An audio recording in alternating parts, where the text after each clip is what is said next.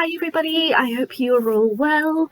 It is a really lovely morning here, Sunday morning here in the south of England, but it is rather cold. It was very, very strange that we had some nice spring mornings earlier this week, and I was working, I had the windows wide open all day. It was really lovely getting fresh air, and now it's gone really cold again, so it's back into the cardigans and such.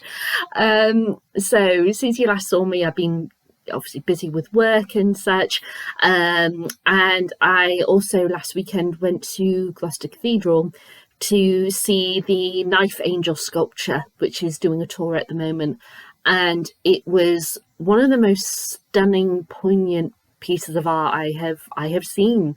In case you don't know what it is, I can include a link to the Wikipedia page. I think it's got a Wikipedia page in the description, but it's a 27-foot sculpture of an angel made out from 100,000 knives. Some of them were confiscated and such in brutal attacks that happened on the streets, and the majority of them have been handed in. So these are knives that were on the streets and everything. It's from 2000 and I think it was 18, or it might be earlier than that actually, sorry, when the sculpture was made. I can't remember exactly when.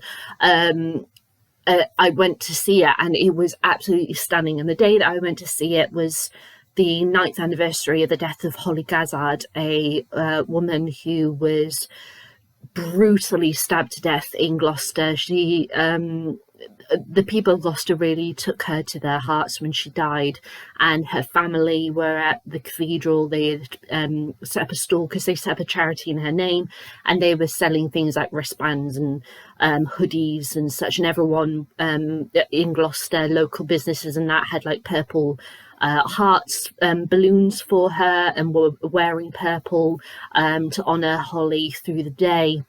And I bought a couple of bracelets and gave a donation to the Holly Gazzard Trust. It's an amazing charity for what they do, and they created an app called the Holly Guard, which if you feel uncomfortable, if you come under attack basically, or you're in a situation that you're not comfortable with, you have this app, and when you open the app and shake your phone, it triggers off a system which has GPS to exactly where you are. It contacts your nominated person to say something has happened, and then they can take the necessary action that's needed. The work that they do is absolutely phenomenal. They're an amazing charity, and yeah, it was wonderful to see the family. It's just, yeah, my heart breaks for them and any other person who was affected by knife crime, and this sculpture was a stunning thing to see. And in the cathedral they had an art piece called Lights Out, where every 15 minutes on loop these lights would come on in the Lady Chapel, and when it did, it was you heard the voices of young people who were affected by knife crime, whether they were in gangs, who had seen knife crime, or they could have been victims of knife crime themselves, either as a family member who had lost someone, or they were actually attacked by someone with knives. It was a really poignant and tough art piece, but very, very important. So yeah, that was what I did last weekend, and other than that, I've been reading, doing my puzzles, all that jazz. But yes, I am now back, and I am here to talk about the book I've been reading over the past 2 weeks, which is Madly Deeply, the Alan Rickman Diaries. Now, I had thought I would get through this in 1 week, but I didn't anticipate, busy schedule, other stuff got in the way, as always. Crazy busy at work, so I was just tired and all that lot. But also, Alan's writing, it took me some time to get through it. So Alan Rickman was one of the greatest British actors of his generation, and sadly he passed away in January 2016 from cancer.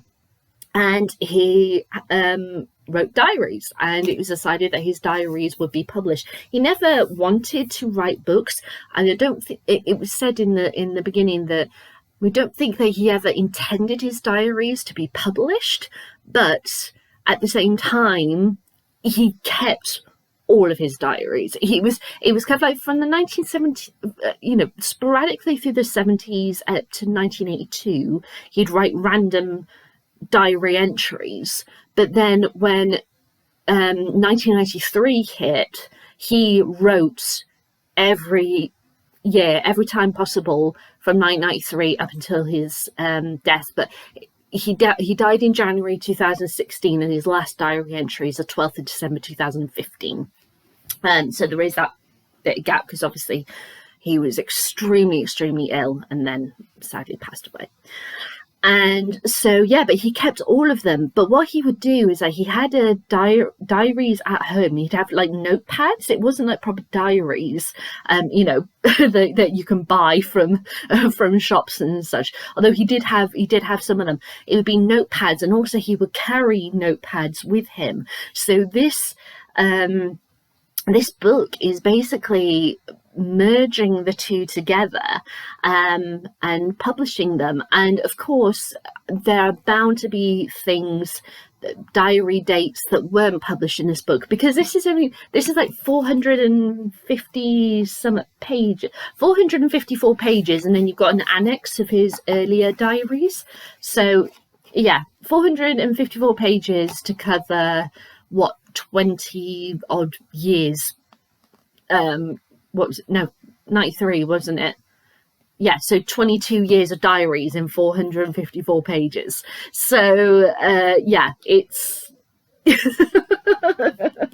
I'm sure there are diary entries that didn't make the cut, and also I think there are some things that he would totally, his wife, who oversaw this whole publication, knew that he'd want to keep private. So like their wedding day, he and his wife had started dating when she was 18 and he was 19, I think, or it's the other way around. They were, only a year apart, and they were together ever since. So they didn't get married until, so they got together late 70s, early 80s or something, but they didn't get married until 2012, and it was only revealed they got married in 2015 when he knew he was very ill. So it was those kind of parts, that's private. We don't get to read about that, and that, I think that was really important, that she decided not to have those entries in there, if those entries did exist at all. So I completely agree that it's totally fair for her to decide to do that. So as I said, it took me a couple of weeks to read, because the way that it's written. If I just give an example, that the thing is that because Alan did this thing where he had diaries and notepads, he would itemize things that he'd want to talk about, and also itemize times across the two things, and they are short, sharp and sweet, let me put it that way. So you have things like 28th of June 1993, a race against time, reading scripts before lunch with Belinda and Hugh, traumatized because their nanny is given notice, but typically Belinda puts a delicious lunch on the table, immaculate, on time, being told at 11:30ish it's 12:30 lunch, not 1 p.m. She's been ill in the studio and looks $1 million. 12:30 sleepers in Seattle. Halfway through, I think I was in this movie. It's just like really short, sharp thoughts. 5ish, ferry back across the lake, 6:58 to Houston. Really good to see Roger and Charlotte. There's so many where it's 5:05 flight to London, 7ish script to Mary Elizabeth and Pat O'Connor wants to party, and for some strange reason they're off to Ireland for a week. They only just got here. Everything is kind of like itemized, so it's like, oh, this isn't like a usual diary. Now, interestingly, this as his fandom kind of grows, you have this short sharpness constantly through. It's really jarring to read, but once you get used to its flow, it's like, okay, I can get into this now. And also, because it's sporadic notes, he doesn't really, sometimes he doesn't really use punctuation, so you don't know, okay, where's a sentencing ending and one beginning. It's confusing. It's confusing. But as his stardom grew, and obviously he is constantly on the move. He's constantly getting on flights, going out, doing this, seeing these people, going with costume. Like he's like flying to Italy, got a meeting, flying back, then driving to Somerset, or some like crazy lifestyle where he's constantly on the move. And the thing about Alan also was that he never ate at home, or it was very, very rare. I think you could count the amount of times it's referenced to him eating at home in this entire book on one hand. It's just, yeah. So every single night he was out to dinner. He tells you which restaurant, where it was, what time it was, who he's eating with. He's constantly at the theatre. It just feels like he just never stopped. And then as time goes on, the diary entries get longer. They become more like diary entries that you would expect a diary to be. It's like things start slowing down, and it's not, his stardom like going down or anything, because far from it. His stardom was out all the way through his career up until, the very end of his life. I think it was just that thing of wanting to take time to appreciate things more, to really stop and look around rather than dash through this area. Because like he talks about, I think he's in Italy, and usually he's rushing and he's going for here, there and everywhere, and he just kind of stops and he watches women, I think they're like scrubbing the doorsteps or something. They're just cleaning, and he stops and he watches them and he appreciates what they're doing, and he talks about the light and how it's hitting the water. And it was just like, that is a really beautiful, poignant thing for him to write about. He didn't have to write about it. Obviously, he didn't have to stop and watch them, but he did, and he decided they should be recorded. And I just loved it when these little gems just popped up out of nowhere. But as I said, as the diary goes on, you get more and more and more of this time where he's appreciating so much stuff. And then nearer the end, obviously, as his life is coming to an end, they get shorter and shorter and shorter, to the point where you've got, instead of having like 5 or 6 days across, the whole length of a page, you have a month, because it's like single words or a single sentence. And that broke my heart. And I broke down crying this morning reading the end of this diary, because I was like, because you can see the deterioration happen. And there were times when, I think it's fair to say, Alan, I don't think he realised how ill he was, because he was really focused on work and deadlines and such. And I'm not saying he ignored his health for his work. No, far from it. But, you can see, like, Alan, do you really have to have this? Can't you just cancel the dinner party and have a full night's sleep instead of 2 hours? Do you have to really be doing this kind of stuff? And he is getting, his tiredness really drastically increases. He has issues with his stomach.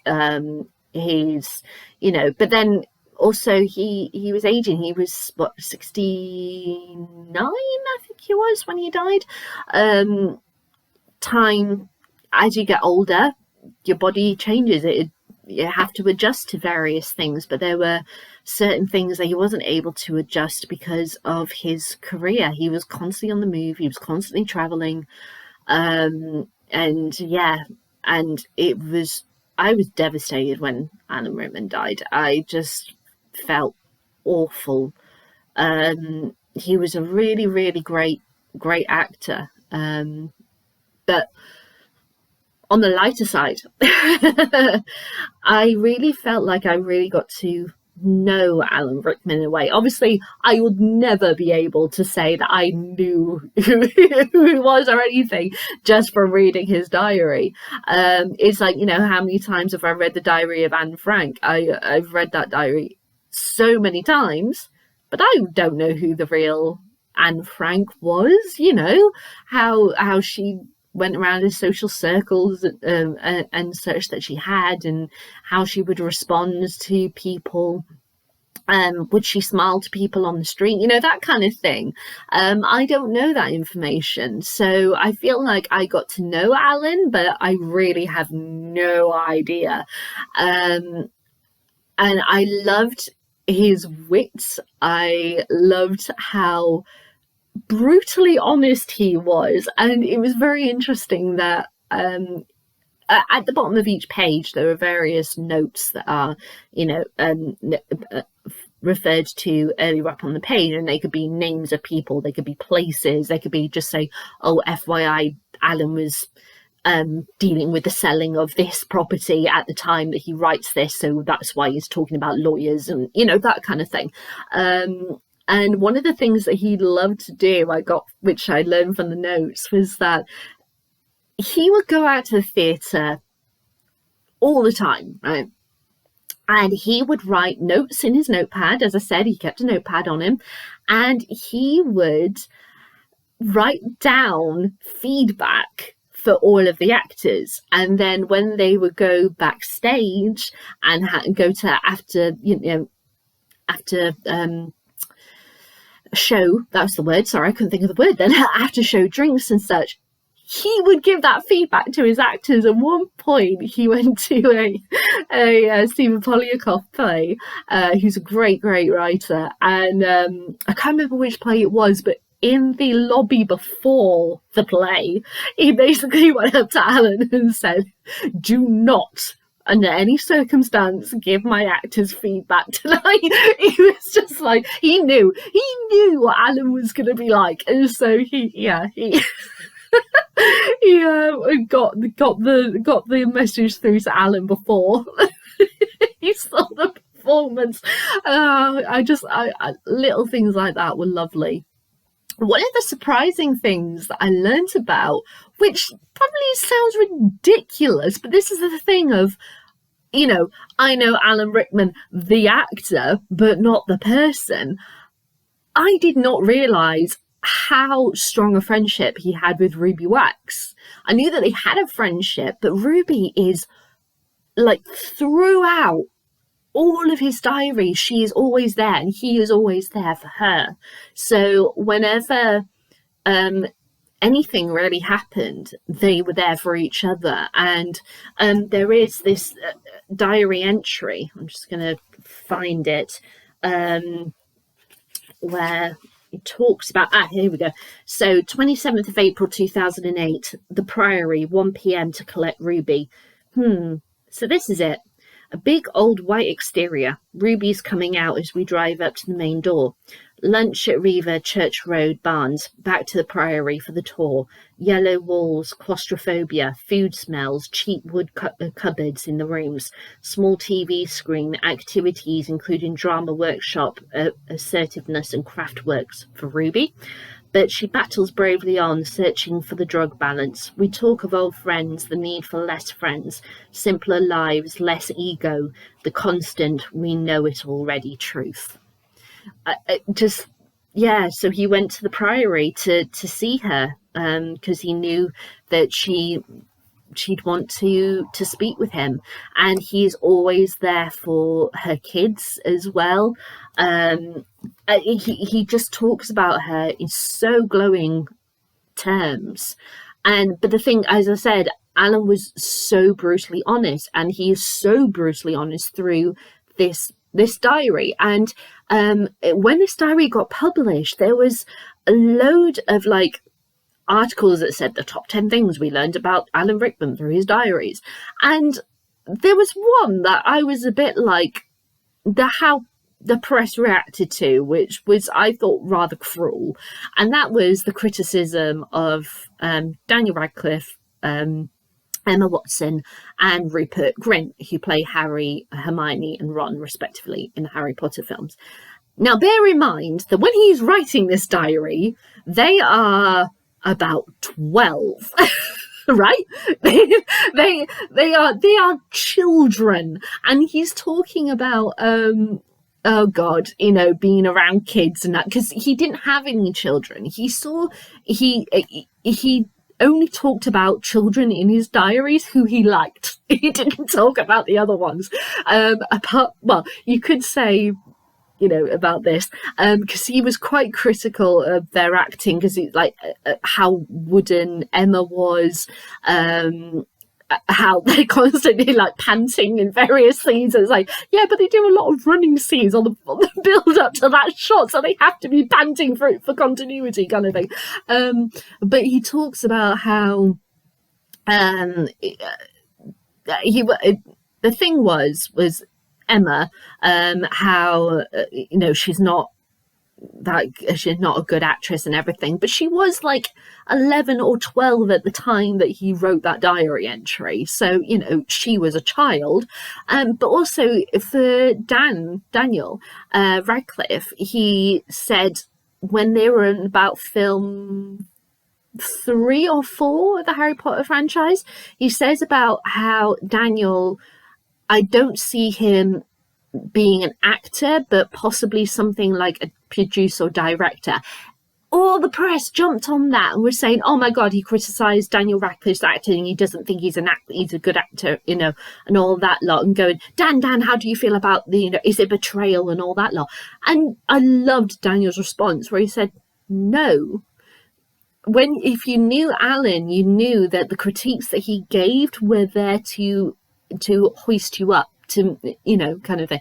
So saying that he thought that I would be a good producer or director in the future, that is a massive compliment, and I thank him for that. So it was so interesting to hear Daniel's response to that, and so then made me think, as I was reading it, the critiques that he gave to actors and such backstage after watching them, that you could see that as, oh, that is so arrogant, like he thinks he's so big, he knows everything. And I don't believe it was. I think it was, striving to be the best you possibly could be. But obviously each to their own. Like, some people could see that feedback as, oh great, I'm being taught by a really renowned actor on something, that's something for me to take on board, and others would see it as, actually, that is really, really rude. But it's the way that Alan was. I loved also reading about his politics. He was a very, very political person, and his wife also got elected in local elections and such. So politics were a big deal, and they're constantly going out to political lunches and political dinners. So you have like Tony Blair popping up, and Gordon Brown and such, Margaret Thatcher as well. And there's so many political party members throughout UK politics of the period of his diaries that appear. It was quite startling how many there were, but if he was constantly going out to dinners and all of this lot, it makes total sense. I also did love that as the franchise of Harry Potter went on, he really began to marvel at Emma, Dan, and Rupert. And he's like, because he says, like, I bumped into Dan in New York. We went out to dinner. He's just turned 19. How was that? Like, a minute ago he was 12. Really, like, he's grown up to be so eloquent. He really knows who he is, and such at such a young age. That's an amazing thing. Things like that. It was really lovely that he did that, and he also does that in such a beautiful, glowing light about Kate Winslet, because Sense and Sensibility in 1995 was one of her first movies, because I think her first one was Heavenly Creatures, Peter Jackson's Heavenly Creatures, and Sense and Sensibility was the film she did after that. So yeah, he'd known her since she was quite young, about 17. And then one of the last films that he ever did was A Little Chaos with her. And yeah, the way he talks about Kate is just, it's beautiful. It's beautiful. And the key person who I adored reading about through this was Emma Thompson.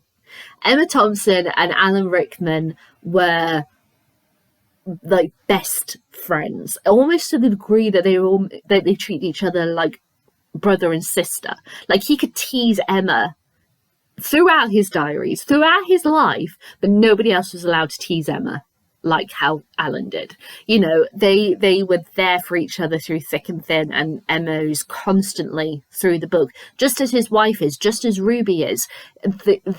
She's a constant entity in his life, and just watching how her life progressed and his admiration and love for her, just, it was beautiful, beautiful to read. The sadder elements, it is so startling to see through the span of his diaries how prominent death is. And I just mean that literally, because he knew so many people that he lost so many people. And it is like constantly you get, oh, heard the news that X died today, saw it on TV, got a phone call in the middle of the night, you know, that kind of thing. And one of the deaths that I didn't anticipate that I would feel really hard was Natasha Richardson. Natasha Richardson was married to Liam Neeson, and the Richardson family, when Natasha died, there were multiple deaths in that family in a very, very short period of time, where it just felt like they were going through the worst possible. It was like one after the other after the other. It was like, give them a bit of space to breathe, please. It was I was shook by it when just watching the news reports coming through with the one after the other in space of, I think, about 2 years, or maybe 3. And it was, yeah, and I was just, you know, a casual fan of theirs. So actual family and close friends and such who were impacted by their losses, it was a big deal. And Alan really was devastated when Natasha died. She just, whenever she popped up at dinners or when they went to parties and such and bumped into each other, she's almost like angelic kind of figure. She always has this smile. He always refers to her upturned smile, her aura about her relaxed yet completely in control, as it were, kind of that she could sit for hours and talk about, you know, TV or whatever, but she also knew who was in on the conversation, who was coming in and out the room, who was, you know, getting some more food for that kind of thing. She always knew exactly what was going on. And yeah, her death is really devastating. Another death that was really devastating to him, he writes about so beautifully, and it's Anthony Minghella, who was an extraordinary director. His films are beautiful, but it says, this is the 18th of March 2008. Back to the Grove Hotel. The anonymous hotel room, the golf course stretching forever, it seems, out the window. Then the 1 o'clock news on TV says, the Oscar-winning director, and then time slows as my brain runs through the Rolodex, never coming up with Anthony Minghella died today. This is all completely unreal. Hand goes to the mouth like bad acting. Talk to Juliet, who's Anthony's wife, who is beside herself, then told to go home. Urged on by Juliet to go to the BFI screening at 7:15 of the #1 ladies detective agency, Anthony's film in Botswana. And this is his final work. Gentle, fable-like, completely faithful, apparently and typically, to the book. Nothing to do with the real Botswana, but it's like a signal, a vapour, a whimsy of Mingela. He always talks about the beauty of things in his art, and his art obviously being acting, film, and from all different levels, from costumes to producing, directing, set design, acting. He always knows how to write about its beauty, and the way he talks about his friends that he loses, and like when his mother died.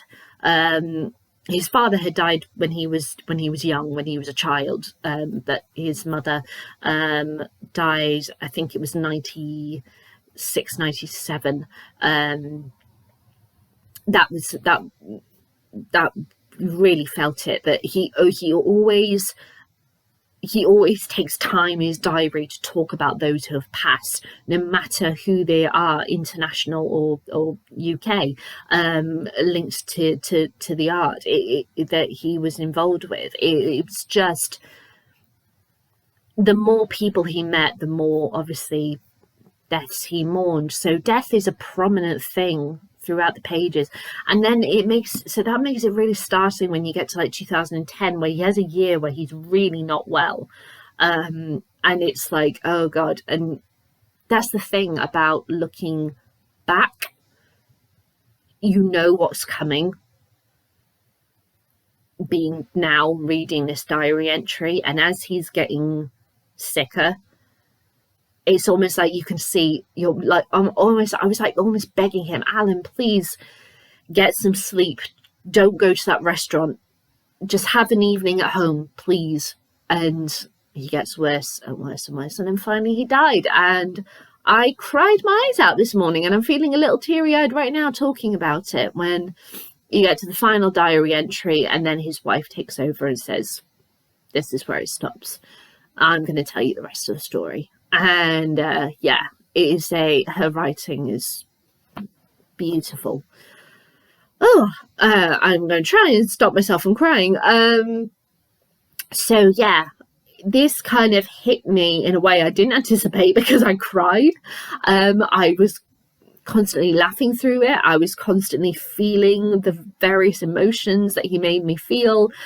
Sometimes he drove me crazy. Sometimes I just loved his wits. Sometimes it was like, oh my god, how could you be so critical of your amazing work? Like, he's super critical of Sensibility, one of my favorite performances of his. And I love how he wrote about, there's a bit in Dogma where he's wearing these massive angel wings that weigh like 80 pounds, and he's doing this monologue kind of scene, and his co-star Linda, she's got one line and she keeps on messing it up, and he's like, for fuck's sake, I want to take these wings off, I am in so much pain. Those kind of moments, those life moments that just come out of nowhere, and sometimes in diaries you just let your frustrations out. I loved that he did that. It was brilliant to read. I really, really enjoyed this book. So I'm going to stop now about the diaries and just talk about some of my favourite performances of his. I've got 4 here.